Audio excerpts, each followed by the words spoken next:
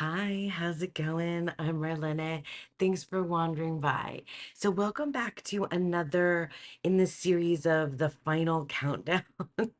I know it's so cheesy, but it's the end of the year, and I'm doing a bunch of different, I mean, I don't know if a bunch, as many as I can videos of like countdown. So, my top whatever of 2024.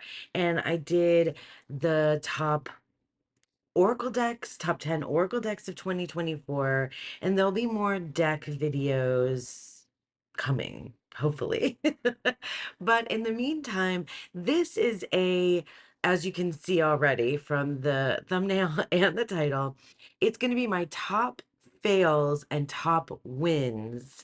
So the things that didn't work and the things that didn't work, I didn't finish, didn't whatever, in 2024, and the things that did work, that I did complete, that sorry for the sun is like I'm all yeah. Anyway, I've got little bits of sun all over me.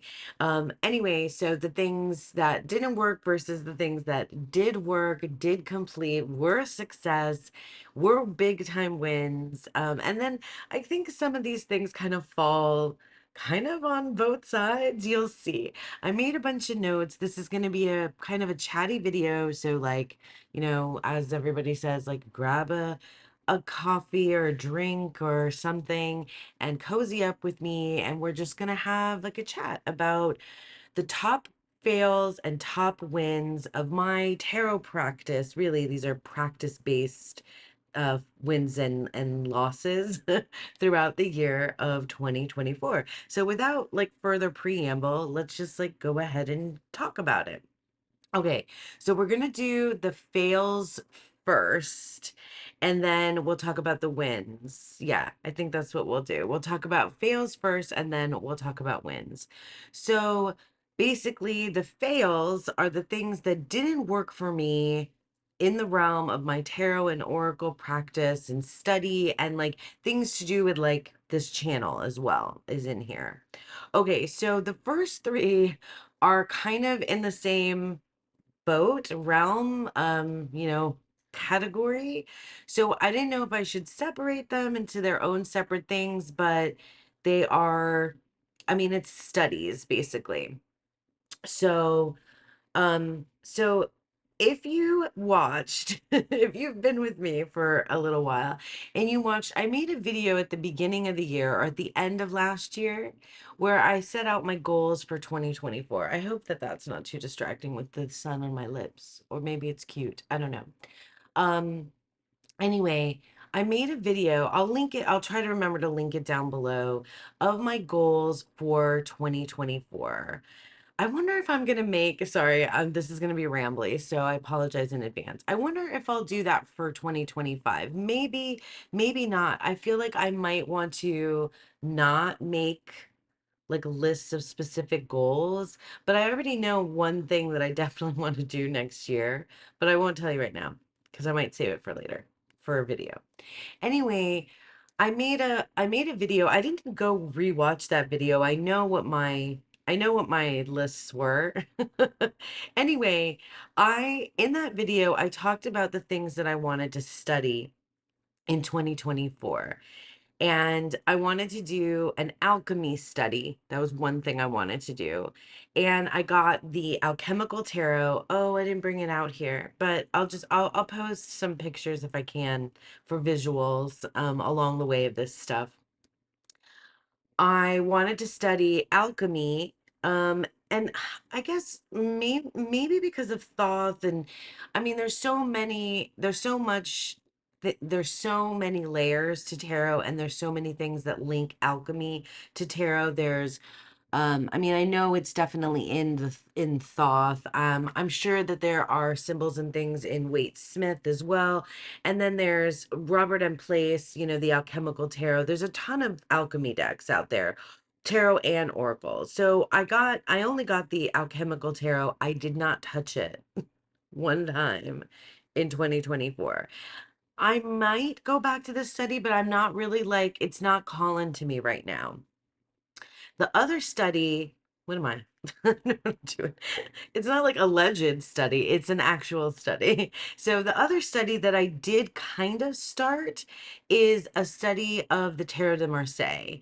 And I have several Marseille decks. I have Le Tarot Noir, I have the Squid Cake Marseille Tarot or Tarot. I don't know, the Squid Cake one, the little pink guy that has the best guidebook, which I basically took that guidebook out and I didn't use the deck as much. I used Le Terre Noir because I prefer that aesthetic. And and then I also have like I got a couple of Marseille apps on my iPad.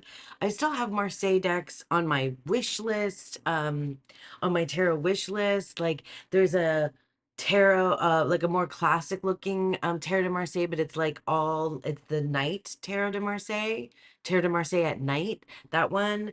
Oh, I have the dinosaur tarot de Marseille.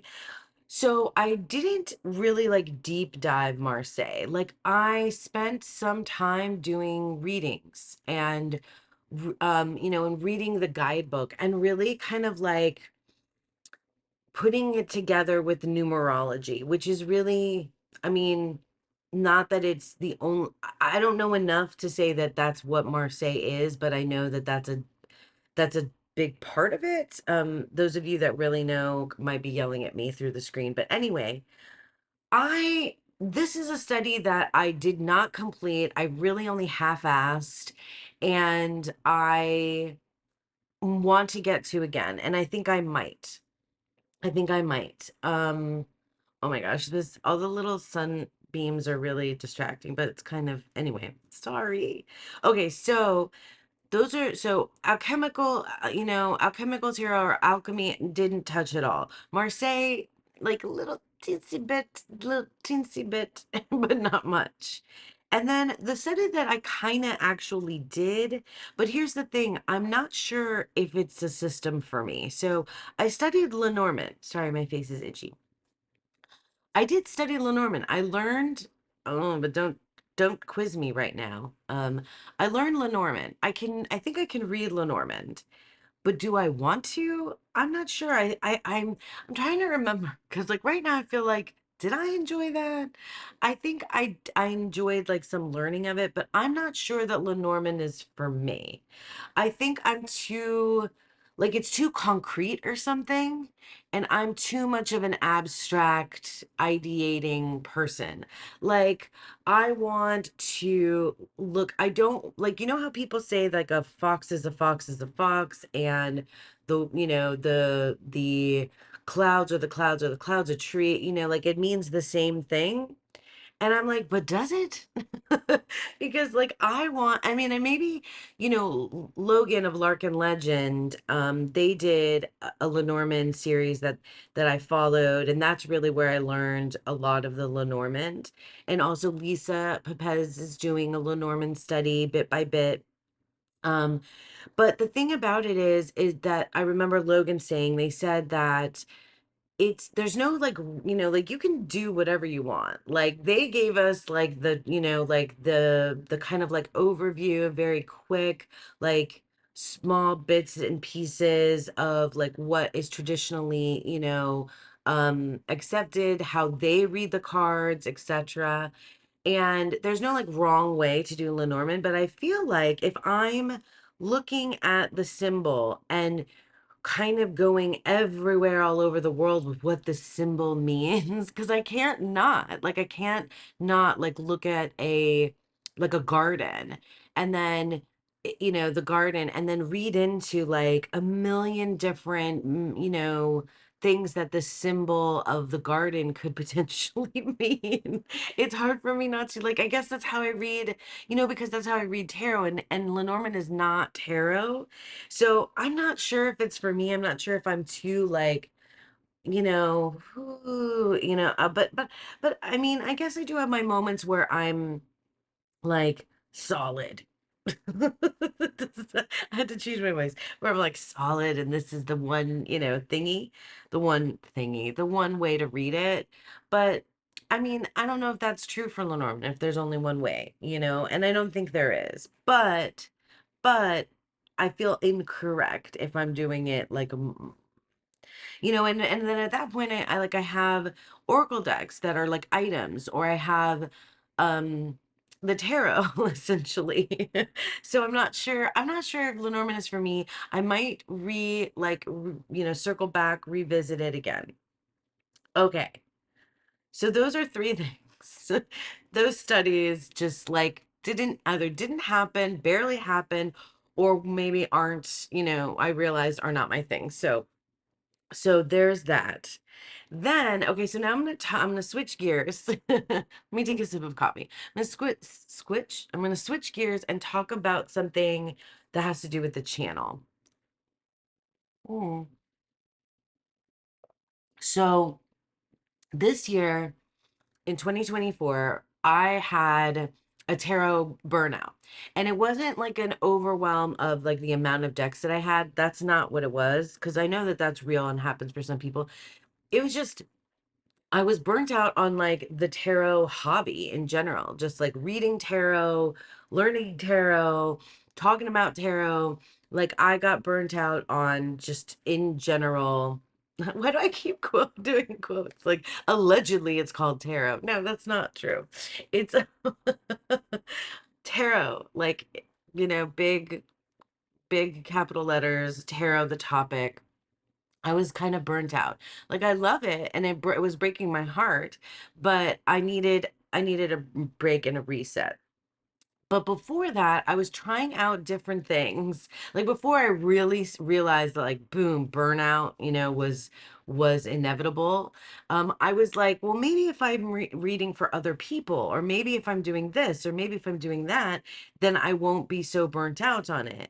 And what I really had needed was a break. But um all this preamble prefacing to say that what I did was is I thought that I could do readings for viewers, for you lovely folks. And I did, what did I do? Like I did a call out video. And then I did 2 episodes of readings for viewers. I got a bunch of submissions, emails from lovely people asking for readings, and it was so cool, and everyone was so sweet. And then when I did the videos, I got, it was really nice. Like those that I did the readings for enjoyed them. I got good feedback. It was fun to do, but it's just not, it's the way that I structured it just didn't work. And I do like to read for other people. I definitely do, but my preference, and for the most part, most of the time the readings that I do for other people are live and in person. So I read for family members and friends, just a handful of people, because I don't have like a huge like social kind of, vibe around me anymore. Um, but I read for family and friends live and in person. That's how I like to do it. I think that's when I'm at my best. I kind that energy, but I do read live for friends, like my tarot buddies here on tarot tube, on the, through FaceTime type things, or even through text messages, things like that we've done. But the readings for viewers, the way that I structured it, it was too like they sent me the email with their question, and then I picked, three or four of them or whatever, and then I pre-recorded and did, and put the reading video out. And I could do it. The readings were real readings. It just didn't feel like that was the right structure. And so I do like I still need to wrap my head around like if and when I can offer readings for you lovely folks, how I can do that. And I do like I've considered, you know, free readings, live readings, but I struggle doing live chats. It's not really like my thing. I've wanted to do things for free. I've considered, offering readings for, you know, pay, like, being a pro. I've considered all of that stuff, like offering readings, in different ways. And I still haven't like landed upon the way that I think works best, because for me, I think what would work best is if I read live and in person, but I don't have the time, I don't think. Like, I don't know. Like, there's local places that potentially I could, offer my services at, but like that would be like a part-time job, and I have a full-time job. So I don't know if it's something I could do, or like reading at like a festival or something like that. I don't That would take like some time investigation and research on my part. So, yeah, the delivery method of my free readings for viewers didn't work, and that's okay. That's totally okay. I don't feel bad about it. I just feel like I felt like I wanted to try it, and it didn't pan out. But I wanted to make sure that I mentioned it to folks in case they were wondering, like, what the heck happened there? I'm pretty sure they realized that, like, that just didn't work out. Like, it was fun. It just didn't feel like me, you know? I mean, it was me, but it just didn't feel like right for me. Anyway, so that's number 4 fail. Um, Readings for viewers did not work. Okay.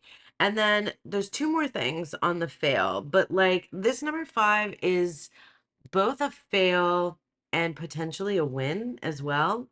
So this year in 2024, I did my very first declutter series. Okay, so in all transparency, I have rehomed decks, given them away before. I've traded and I've rehomed. I've never ever still sold a deck. No, yeah, still haven't. Still haven't done that. I just don't know like if that's a thing for me either. I think it's not. But anyway, so this year in 2024, I did a giant declutter series that's like, I don't know, gajillion videos. Some and so I went through my entire collection, and then I set aside, decks that I was keeping, decks. I was even like, tier ranking them to being like top shelf decks and things like this. And then I had like a purgatory box or boxes where I was putting aside decks to rehome or trade or sell. And so here's the fail part of it. I rehomed, I don't know, like a handful of those decks. And then that box was sitting there, the Purgatory box was sitting there, and I didn't like it. And I'll tell you what, I know that a lot of you out there have like purgatory drawers or timeout places or putting things away in the closet. So if you're feeling like overwhelmed or whatever, that's like what you do. I find that with my tarot collection, for whatever reason, it's something that I need to like keep constantly in motion, and I need to see it. I think other people have talked about this too, like that object impermanence sort of thing. Like if I put it away, I forget about it, but that's not necessarily true for me because I have a spreadsheet where I have everything listed. Like I know what's in my collection pretty much. And if I don't, I reference the sheet. I don't just always go to the shelves. But I had this moment in the summer where I needed to have, well, that's when I did the declutter. But like when I revisited it, the box, so it's a fail because what happened was is I didn't get rid of those decks. I folded them back in. Like I took that purgatory box and drawer and all of the organizing that I had done previously where I was like top shelf and this here and that there, it's been rearranged since then, like I don't know how many times, several times. Because that I needed to be in constant motion and rotation. Like I can't have this deck, which is weird for me because like in my home, like things like you won't see this change that much, I don't think. Like things like have their spot, this is where they live, that's their but my tarot decks are in use, right? They're in practice. They need to move. They need to move with me through my practice, through like videos that I make about them. Because it's not always that I'm reading, it's that I'm using them for for study, for this, for that, for readings for other people, for, videos that I'm making. Sometimes I'm just like taking things out to look at them. It is in motion and I like it that way. So and the decks that I was like, "Oh, I don't know about, I don't think that these decks are for me." Like I completely done a 180 on that, and they've mostly all, except for a handful, because I'm still like I'm trading some of them, and and some of them I still haven't used again yet, but they're just back on the shelves. I have two places now, main places where I have my tarot decks. I've shown this before, but like the brown it's all in my room too, in my bedroom. I used to share a space with my daughter and have like my office. That deserves quotes, in her bedroom, but she's gotten older now, and that's her desk for homework and her space and stuff. So anyway, so the fail part is that that I didn't rehome most of those decks. And then I had planned to. And then and my daughter too, there was a bunch of oracles that I was like going to, give away. And then my daughter's like, "Mommy, please don't give these away. I might want them." And I was like, it's my kids, so I'm like, I have to. So I folded them all back in. Like I'm making a cake, right? I just folded my Oracle decks back into the shelves. And most of the things went back. And I think it's a half fail, a half win, because I think what I've discovered is that I need to just keep moving them. I just need to keep rearranging them, reorganizing them, and moving them around, and like folding new decks in, and maybe occasionally, trading or rehoming, giving away other decks, or giving them to my daughter. She got a bunch too. She did get a few of them. Some of them went back into the fold for her future self, and some she took. So that happened. Um, and then, yeah, I mean, this kind of goes hand in hand with it. Like, I don't know, these aren't numbered, these fails and wins. It's just me chatting. But like, I purchased far fewer decks in 2024 than I did in the last, in the years before, in the 3 years before. Now I purchased so much fewer. I think it was like a 20 something, and that might seem like a lot to some people, but it doesn't to me. That's I'm talking from my, what feels like a lot to me is not 20 something, and even that like is probably too much. And I don't know what I can't predict really, because things might change for me in 2025. But if I continue on this trend, I think I will purchase even far fewer decks in 2025, which is fine. I think it's natural for when and I think this is the thing about these cycles. And I'm sure this has been talked about. I don't want to like open the can of worms for like that whole conversation, but it'll come back around if you're watching Tarot Tube, the discussion of like consumerism and too many decks and yada yada yada. All that stuff and it's fine. There should be discourse and discussion on it.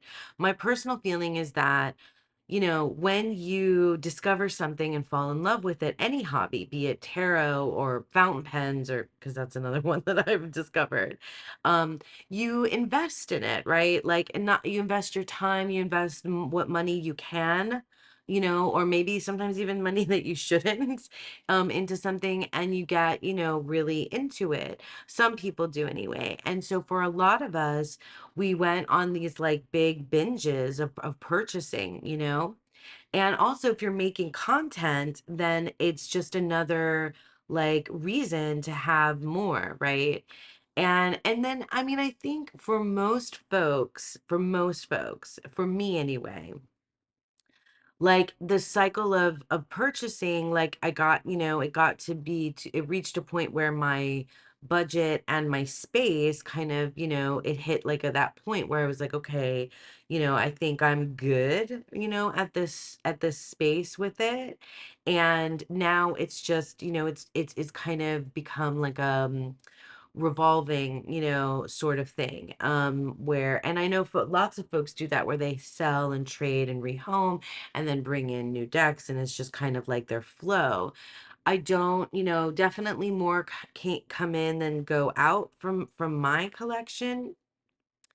But yeah, I mean, it's a learning process, and I've learned a lot, and I'm comfortable with, like, sorry if you can hear the trucks outside.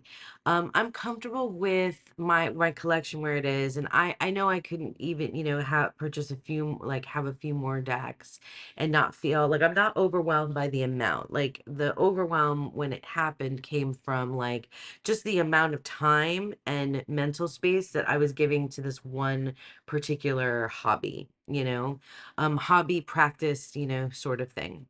Okay, so that was my that was five, right? The decluttering, which was a half win and a half of a fail. So you decide what you think of that one. But it was a fail because I didn't really declutter. I didn't really get rid of anything. Not really, just a handful of things. Most of it came back to me. But the win is that I organized and I figured out that it's never going to stay permanently in one place, which is weird for me. Anyway, I said all that already. Okay, and then the last fail that I will mention is kind of like it encapsulates a few things, but it's kind of like under one header. And the last fail is my planners and planner slash journal type things and my year ahead reading. Okay, so here's the thing.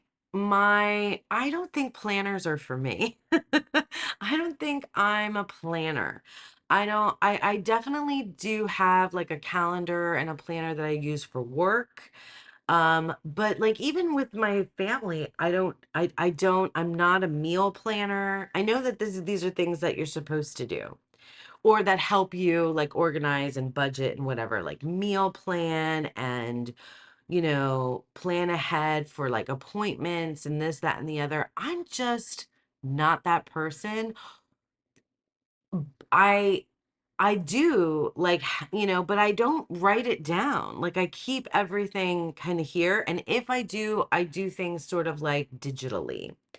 Um, and stuff for work and those things those things. So I do like to plan. I do like to get my thoughts and ideas out for projects, for videos, for, just journaling. So like I think I'm a journaler, not a planner. So I don't think I want calendars beyond like a yearly calendar that just has months in it. I think I just want notebooks and journals to write in whenever I want. And I don't want to, yeah, yeah. I mean, I liked decorating things. Like I went through a little phase last year, where I was trying to like, do the thing, like the pretty journals that you see all the folks do with the stickers and the markers. And I had fun with that for a little while, but I don't think it's sustainable. It's not, sustainable. Maybe like one of these days I'll pick something like that back up again, but I just don't think it's me. Like I'm not artistic in that way. I mean, I can be, but it's just not, it's just not something I'm like drawn to wanting to do. Um, and yeah, and then like keeping daily entries or weekly entries, weeks, like the Hobonichi weeks that everybody likes so much, like the weeks are like the worst thing for me. Like I don't like doing like the week at a glance. It just seems weird. I don't know why. I like a month at a glance or I like day by day, but like a week at a glance, I don't know why I don't like it. I just don't like it. I don't know. The things that I like to list, like I like to list the decks that I'm working with. I like to list the the things that I'm watching, things that I'm reading, stuff like that. But no, mostly I just like to randomly write in my journal when I feel like it. So, and I know a lot of you out there like that's who are not planner people, you're journalers, and it's like a hot mess of craziness, and that's great. I like that too.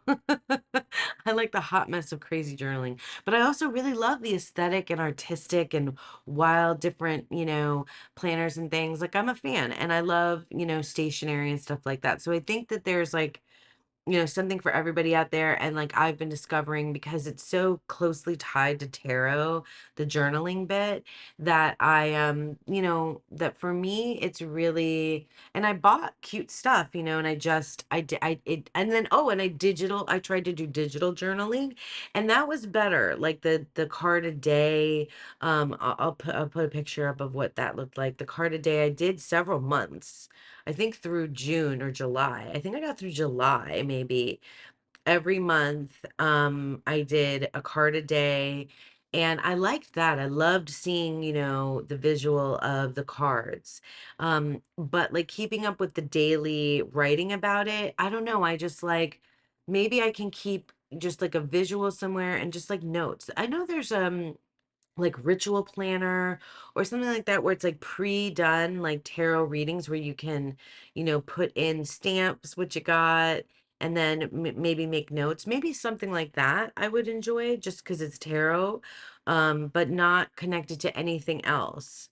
I don't know if I really feel like trying out a different kind of planner system or anything for 2025. I think if I try something else out, it'll be like more journal focused than planner focused. And so that was a big fail. And also, I guess, kind of a win in some ways, because like when you discover what doesn't work for you, then you might discover what does.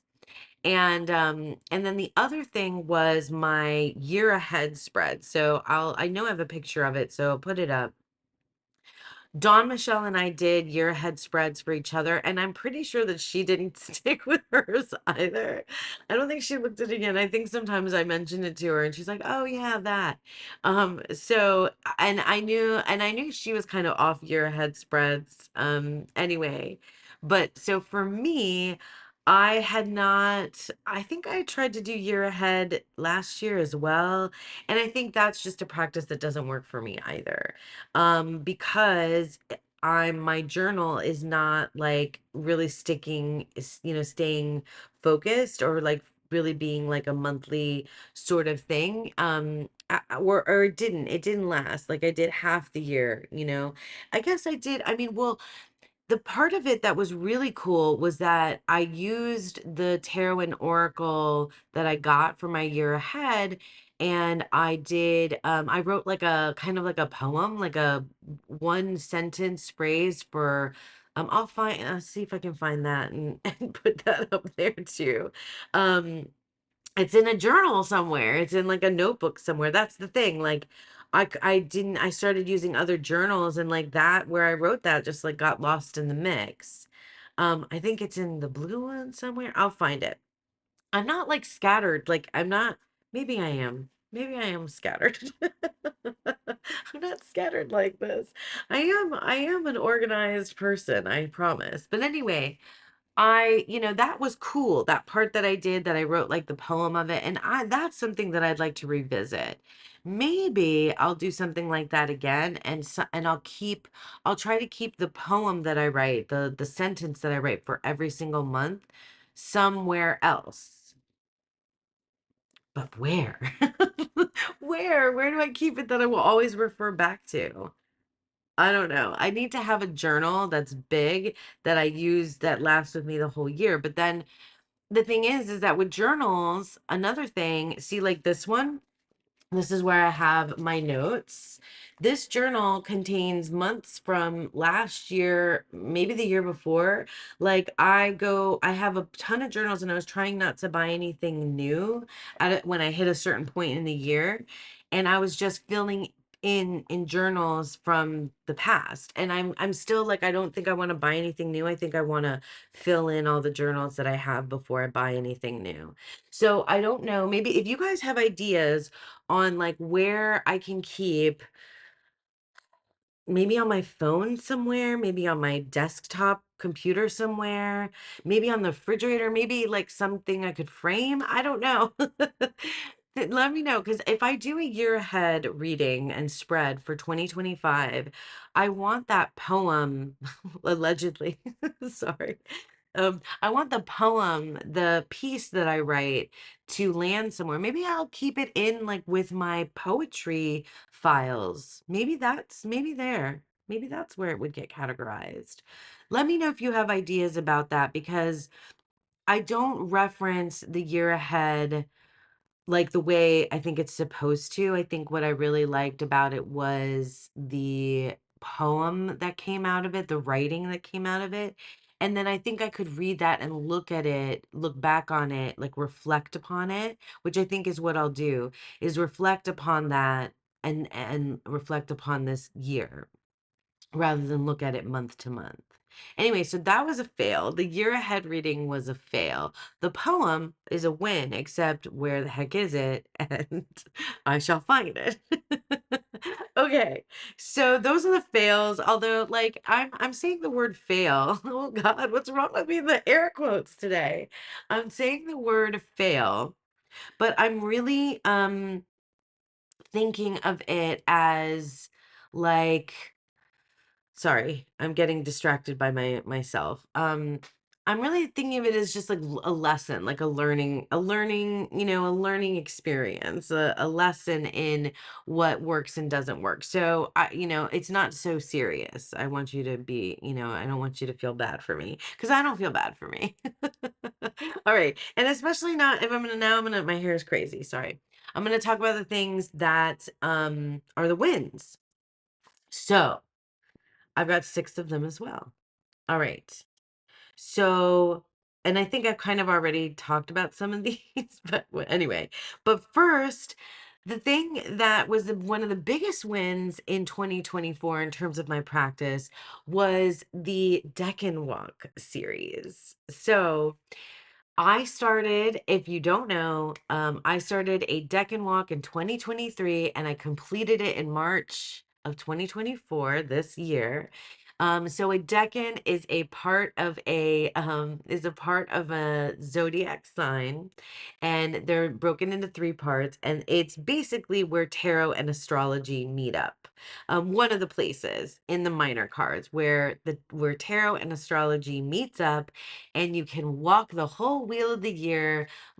Every 10 days, there's a new decan, and we did it, and you were with me, and you were so like supportive. So many of you did that with me from 2023 to 2024. And then many of you, like I have that whole series up. Many of you continue to use my videos as reference points for your own deck and walk that you started in 2024, which is like such an exciting thing and such a win. And I loved I mean it was there was rough points, sticking with that series for a year, but I did it and I finished it in 2024. So that was a huge win. And the practice of deck and walking is something that's now like it's in me, it's intrinsically in me. I don't I just now it's part of the way that I keep time is through the decans. It's part of the way that I engage with tarot. It is also part of the way that I am looking at kind of like spirit and demigods, deities, spirit kind of time nymph things. I'll refer if you're not sure what I'm talking about, go watch my other videos on Decan, the Decan Walk, and a spin-off series happened after the Decan Walk this year called Decan Explorations because I wasn't done after my first go around. I started doing more videos on exploring more things with the Decans, and I made a few. There's definitely more to come. I have much more to say. There's all the court cards, there's all the aces, there's so much more to continue to explore.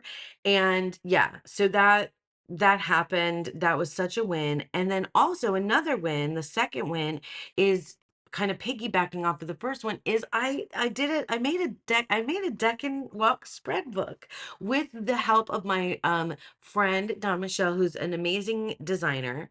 She helped me craft throughout the whole deck and walk my deck and walk spreads, and then helped me put together the whole thing in a deck and walk spread book. Here, there's the cover. um, the Deck and Walk spread book that's available for purchase on my Ko-fi shop, which is like coffee, Ko-fi. How do you say that? Anyway, and people bought it. Like there are people who bought this spread book, and I'm just like, stunned, and it was such a win and so much fun. And yeah, so this year I've revisited my own spreads like a handful of times, but next year, well, you'll see. I'll let you know when I get to my what I'm going to do in 2025 thing, you'll know. I'm going to do more with that spread book. That's coming. So the Decan Walk series, the Decan Walk spread book, woohoo, wins for me. Okay, and then third, so I told you about the fails, the studies that I didn't do, right? Or didn't really complete or weren't for me. I this year I revisited and fell in love with again Greek mythology. So I literally spent, I want to say the first 3 or 4 months of the year, like just immersed in Greek mythology. Everything, the decks I was using, the books I was reading, the podcasts I was listening to, movies I was watching. I like immersed myself like so into Greek mythology. It was like I was like teaching it again. Or did I teach? No, I didn't really teach Greek mythology. Some things about it depending on what we were reading. But anyway, it was like I was like in middle school again learning Greek mythology. And I just like so wholeheartedly fell in love with it, like the decks, I mean just everything. And it made all the other studies that I had wanted to do like just completely fall to the wayside, because it was the thing that like grabbed my heart, my passion, and still does. So yeah, I mean, you name it, and I'll be talking about decks another time. So yeah, Greek mythology, like everything, the books were, I mean, if you're interested in knowing, like, if you go back into my back catalog, you'll see all the books that I read at the beginning of the year, the podcasts that I was listening to. I'll try to link some of that stuff down below, but like it's there. If you want to find Greek mythology resources for me, sorry, my nose all of a sudden. Greek mythology resources for me, like that's all at the beginning of this year. You can find that. Okay, so that's the third study, or the third thing, and that's the Greek mythology study. Number four, win for me, was another study. So here's the thing, like I had set out to do these studies. Greek mythology was on the list of what I had set out to do, and I did. But I had also, I mean, I had set out to do those other things, the alchemy, the Marseille, the Lenormand, but I didn't set out to revisit Thoth and the Kabbalah. I hadn't like intentionally set that aside, but I did it anyway. And what happened was, I think, because of the Decans, because of the Decan exploration series that I had started, because I became obsessed with um MM Moline's decks, the Tabula Mundi, the Rosetta Tarot. I don't have a physical copy of Rosetta. I want it though. Um, and I also got the book, The Kabbalistic Tarot. Um, I'm pointing here because I'm hopefully putting pictures up, but if not, sorry. Um, and I just was still in that like realm of the esoterics that I was still kind of in. Um, I said that, right? I'm redundant, but I said, yeah. So I was visiting the Hermetic Kabbalah, which is, it's not the same as the Jewish mysticism. So it's its own thing. It's the Kabbalah from the Hermetic Order of the Golden Dawn. So they typically spell it with a Q. Anyway, if you want to know more about the differences, then I recommend the Kabbalistic Tarot. Anyway, I've not read the whole book. I've read a good chunk of the Kabbalistic Tarot, and it's a study that I want to continue on. Like I don't have the Tree of Life completely memorized. I don't have the paths completely memorized. I don't have the different worlds, and so there's a Kabbalah component. Oh, say that fast 10 times. There's a Kabbalah component when you're talking about the decans too. There's the astrology component and there's a Kabbalistic component, and they kind of need each other. they play off of each other, they need each other. And so that is something that I'm still definitely exploring. There's probably in my brain more series to come to do with the Kabbalah, with the Thoth and such. And I just need to spend more time with it before I present it to you. Or we can do studies together. We'll see. I mean, if I'm going to do that, I'll let you know. But like, that was a study that I did. That was really, and I was constantly using my Thoth and the Tabula Mundi. And I have the Rosetta Tarot on an app on my iPad. So that happened for sure. That happened. So that was a win. That was definitely a win. It was where my passion was, in terms of, studying tarot. So my nose is starting to get itchy now. Okay. Number 5. I'm almost done. I'm almost done of the wins. Okay. And well, it's not super long, but whatever. I told you to cozy up. All right. So another thing, so I mentioned that I went through the tarot burnout, sort of tarot slump.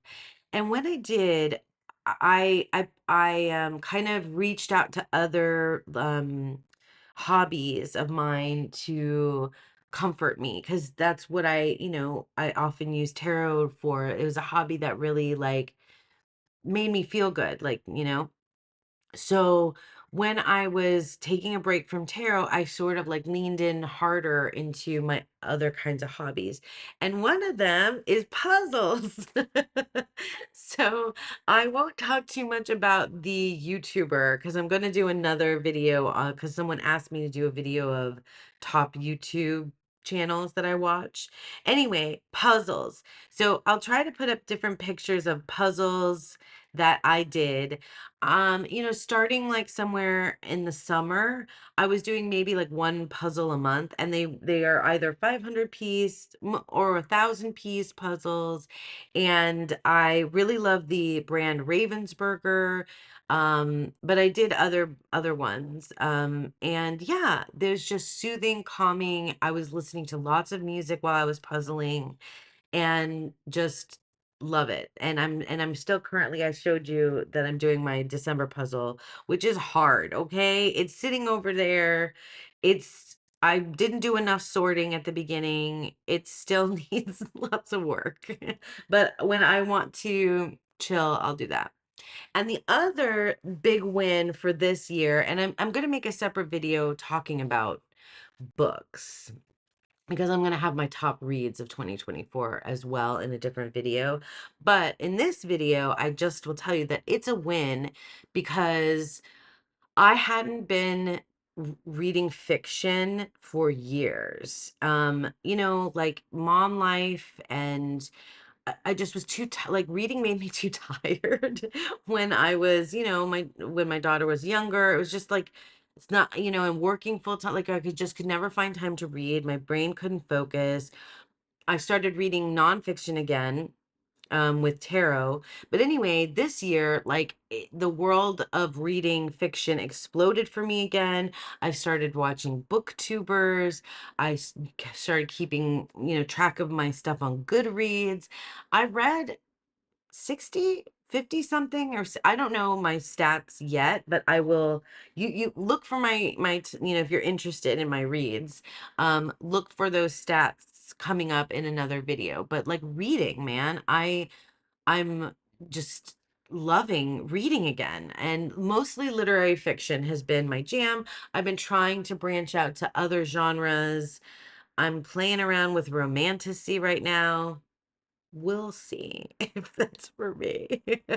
um but yeah, and you can follow me on Goodreads if you want to. I do talk about what I'm reading here on the channel on occasion. I've been doing that more recently, and I probably will continue to do it. So yeah. So reading. Yay. Okay, and then finally, um oh yeah, I guess I already mentioned this, so this will be quick and then we'll wrap things up. Was that I went about the planner thing. I'm not a planner, I'm a journaler. Journaler? That doesn't sound as cute. But I think it was a win that I discovered that the planners weren't for me, but that journals are, and that I have this like backlog, not tons, but plenty of unfinished journals.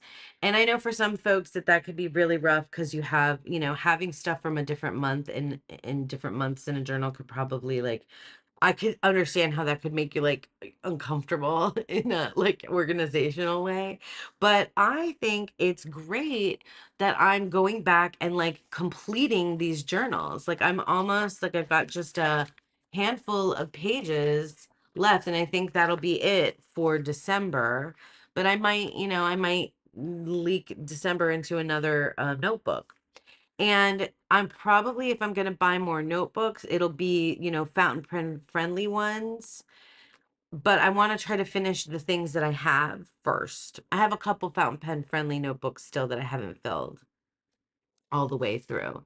Anyway, but that's it. Like, I mean, I've been and fountain pens is another little hobby that I got into, not anywhere near as deep as, puzzling even, or definitely not as reading, but I got into some fountain pens and fountain pen inks as well. And revisiting my journals and notebooks and like, going into them and taking notes. And I've got like things, like Kabbalah stuff all over the place and this, notes and quotes from guidebooks and then just random I mean it's just random, it's just a bunch of random stuff, and I think that's what what I discovered is me works best for me, at least in 2024. I mean, I'm mercurial. I'm mercurial, so it could change. Anyway, that's it. Those are my top fails and top wins. I feel like I talked about the fails for a lot longer, but it just, maybe half and half. But the wins are just like simple, easy, things that I love and that worked out for me this year.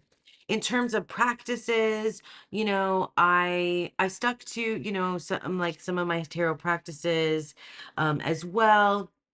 But I think I might talk about the kinds of things I want to do in 2025 in another video. So we'll see about that. And that's it, I guess. Like, that's it. I'm going to stop rambling at you now because I don't want to, have to spend too much time editing this. And thank you. Thank you so much for sticking with me. Thank you to those of you that have been with me for all of 2024.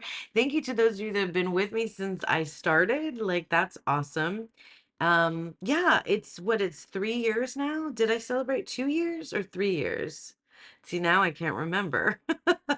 I think this year was 2 years on YouTube. 2 years on YouTube. The channel keeps growing. It's really nice. That's a win for sure. And yeah, thank you so much for sticking with me. And I hope that you all enjoyed this, and I hope that you all have a beautiful, wonderful day. Bye.